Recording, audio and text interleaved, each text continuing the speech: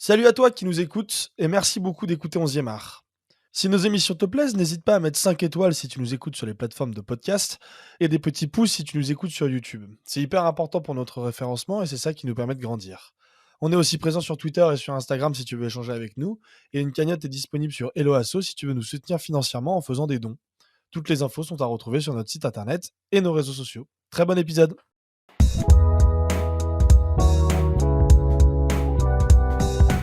Lundi après-midi, entre deux préparations d'émissions pour cette semaine de rentrée, je m'accordais quelques minutes de pause pour m'aérer l'esprit.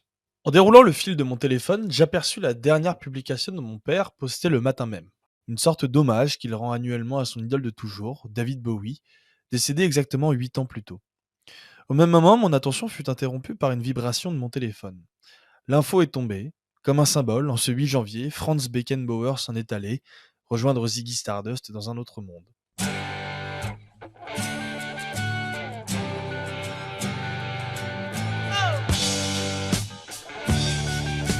Sepp Maier, ancien gardien du Bayern Munich et proche des Kaiser Franz, avait un jour déclaré « Si Beckenbauer tombait d'une fenêtre, il s'envolerait vers le haut ».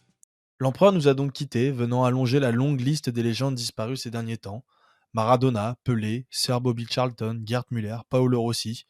Une liste à laquelle est donc venu s'ajouter le Kaiser, et aussi, samedi dernier, un certain Mario Zagallo. Beckenbauer et Zagallo, deux hommes qui auront marqué l'histoire du football, devenant les deux premiers à remporter la Coupe du Monde en tant que joueurs et entraîneurs. Deux destins hors normes, marqués au début de leur vie par des traumatismes. Le traumatisme de la guerre pour le Kaiser, lui qui naquit en 1945, quelques semaines seulement après la fin du conflit mondial, et qui grandit dans un quartier en ruine de Munich et rongé par le poids de l'histoire récente de son pays. Et le traumatisme sportif pour Zagallo. En 1950, alors qu'il parachève son service militaire, le jeune Mario parvient à s'infiltrer grâce à son uniforme dans le stade du Maracana pour la finale de la Coupe du Monde 1950 face à l'Uruguay, pour ce qu'on appellera plus tard le Maracanazo, le plus grand traumatisme de l'histoire du football brésilien. Franz et Mario se font alors eux-mêmes la promesse de redorer l'image de leur pays en liant leur destin à l'histoire de leur nation. Et particulièrement pour le jeune Mario. Ce pur carioca va commencer sa carrière en 1948 et égrener une bonne partie des clubs de Rio, en franchissant les étapes une par une.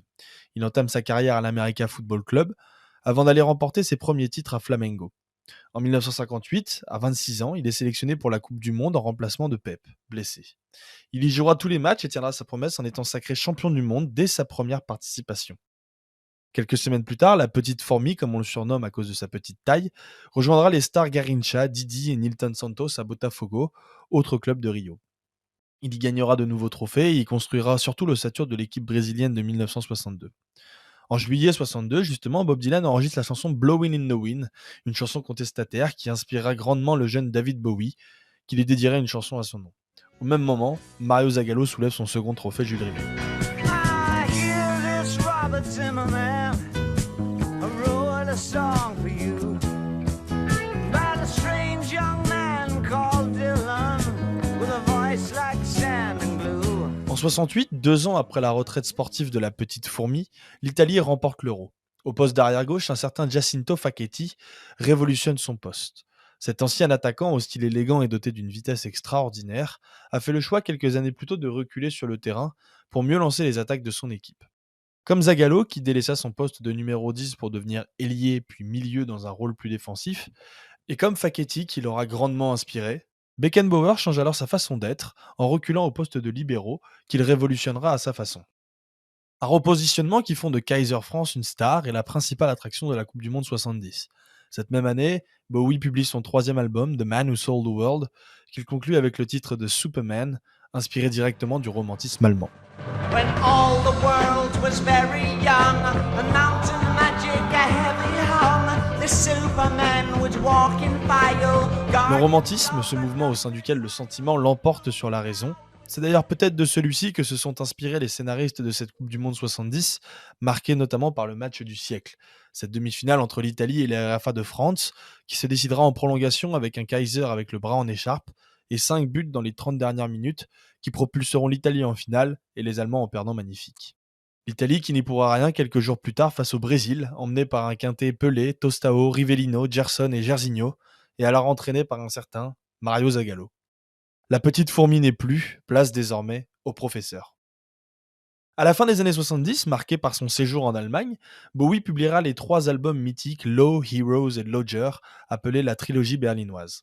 De son côté, Franz écrira sa propre trilogie en remportant 3 Coupes d'Europe consécutives entre 74 et 76, qu'il aurait pu accompagner d'une autre trilogie si la Tchécoslovaquie n'avait pas brisé ses rêves de triplé Euro, Coupe du Monde, Euro en 1976. Une période faste pour Beckenbauer, auquel il ajoutera 2 ballons d'or en 72 et 76, et grâce à laquelle il sera désormais auréolé de son statut de véritable starman. There's a starman waiting in the sky. He'd like to come and meet us, but he thinks he'd blow our minds. Élégant, charismatique, charmeur, anti-autoritaire, mais aussi businessman, Franz est alors le visage de cette nouvelle RFA, celle qui tente d'oublier ses vieux démons. Mais cette année 76 marque aussi celle du déclin pour l'empereur, de plus en plus gêné par des blessures. En bon allemand moderne, il quitte sa Bavière natale pour vivre son American Dream, pour rejoindre le New York Cosmos, où il prend le relais de la légende Pelé. Il s'accommode très vite à sa nouvelle vie chez l'oncle Sam, où il fait fleurir de nouveaux business et en profite pour s'afficher dans les clubs les plus huppés de la Big Apple, notamment au Studio 54 où il côtoiera les grandes stars de l'époque, de Mick Jagger à Donna Summer en passant par Andy Warhol et sans oublier évidemment un certain David Bowie, devant lesquels il étalera toute sa fame.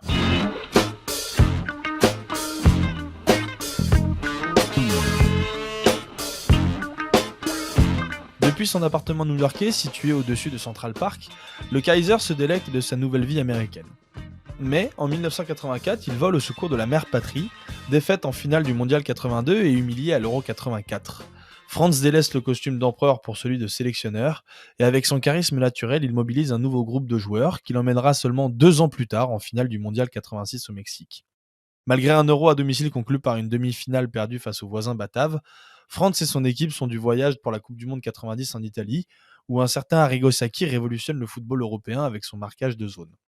Malgré un style de jeu inspiré directement des grandes épopées allemandes des années 70, façonné évidemment par le Kaiser et en passe d'être dépassé par cette révolution italienne, la RFA s'en ira tout de même remporter son 3e titre mondial, sous la houlette d'un empereur élevé au rang de dieu. À cette époque, le professeur Zagallo sillonne le ciel, alternant entre des piges au Moyen-Orient et les expériences dans des clubs de Rio. En 94, il est rappelé en tant qu'adjoint par Carlos Alberto Pereira, nouveau sélectionneur du Brésil, pour apporter son expérience, son côté fédérateur et façonner la doublette offensive Ronaldo-Bebeto. Un mois plus tard, Zagallo remporte son 4e titre mondial, faisant de lui le premier homme à atteindre ce total, un record toujours inégalé. Dans le même temps, Beckenbauer travaille désormais dans les instances du football allemand. À la fois président du Bayern, vice-président de la Fédé allemande et président de la candidature pour le Mondial 2006, il tente, malgré quelques relents conservateurs, de faire redresser le paysage footballistique allemand, depuis dépassé par ses voisins. De Zagallo, l'histoire ne retiendra pas ses brouilles avec Romario, exclu de la Coupe du Monde 98 pour s'être embrouillé avec le vétéran Mario, et l'histoire ne retiendra pas non plus sa décision de faire jouer un Ronaldo extrêmement diminué en finale de la Coupe du Monde 98, sa 5e finale en 7 campagnes. De Beckenbauer, l'histoire ne retiendra que très peu ses aventures extra-conjugales, les accusations de corruption qui furent les siennes en lien avec son poste à la FIFA, ou sa fin de vie compliquée, marquée notamment par des problèmes de santé et le décès de son fils. Ce que l'histoire retiendra de ces légendes, c'est cet amour indéfectible pour leur nation, dont ils auront façonné et révolutionné le jeu, et qui les aura élevés, en leur pays respectif, au rang de heroes.